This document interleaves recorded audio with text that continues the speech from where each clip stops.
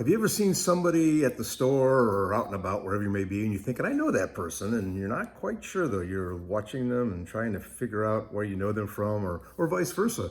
You'll be out someplace and you look up, and all of a sudden somebody's looking at you, and they got this inquisitive look on their face, like, I think I know them, or they're studying you, and you're trying to figure out where they know me from, or how, what they're thinking. What is in their mind? What are they looking at? Well, let's think about what God sees when he looks at us. If we looked across the room and saw God looking at us, what would he be seeing? Let's talk about that today in your morning cup of inspiration.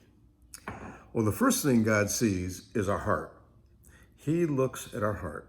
He wants to know our heart, where we're at. Were we with him?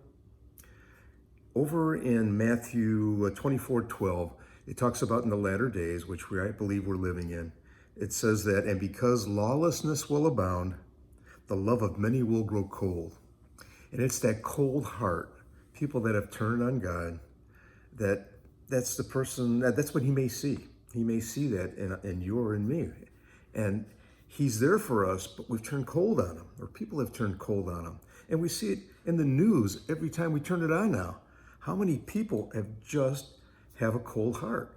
They hate. Oh man, you think about the hatred that's out there. They have no respect for anybody, for anything, and they've turned their back on God completely. They don't believe in God, but God's looking for us to have a personal relationship with him. And when he sees somebody with that cold heart that's turned their back on him, I mean, he's waiting for them, but he gave them that free will, and that's what they chose.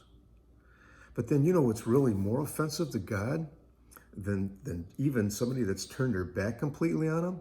It's the person that's riding the fence, the one that's lukewarm, the one that, okay, I'm a Christian on this day and the next day I'm not. I have a relationship with God right now, and boy, I'm on fire, but as soon as I get out there with some friends of mine, I don't even know who God is. There's a big difference there. And when they're riding the fence like that, that's offensive. God does not like that. And over in Revelations 3:15 and 16, it says, I know your works, that you are neither cold nor hot. I could wish you were cold or hot. So then, because you are lukewarm and neither cold nor hot, I will vomit you out of my mouth. Yeah, that's offensive. If he's going to vomit you out of his mouth, that is offensive. He doesn't want somebody that's wishy-washy, that's here one day and there the next day. He wants somebody that's on fire for him, that has a relationship with him, that loves him and wants us to love other people like he's loved us. And he knows, he tells us he wants us to be close to him.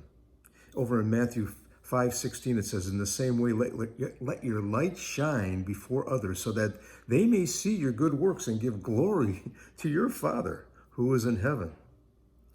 And in Galatians 6:7, do not be deceived, God is not mocked. For whatever one sows, that will he also reap.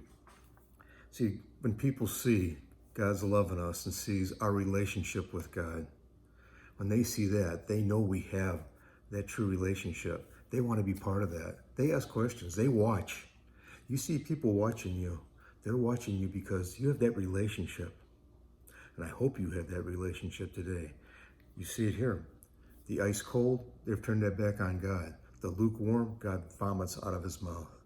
But the one with the true relationship, he loves, he adores, and we're going to spend eternity with him. Hope that's your relationship with God today. God bless everyone.